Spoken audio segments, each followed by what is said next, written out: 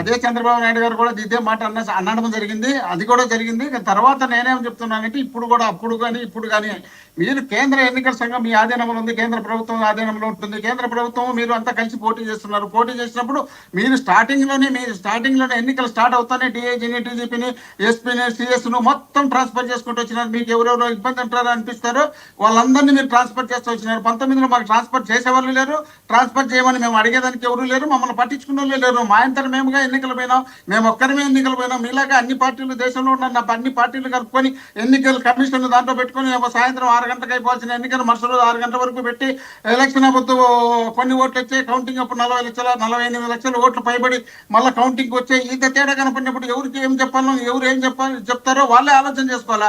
అది వాళ్ళ విజ్ఞతకి వదిలిపెట్టాల్సిన అవసరం ఉంది. 48 లక్షల ఓట్లు ఎలా మెజార్టీ వచ్చినాయి, ఎక్కువ వచ్చినాయి.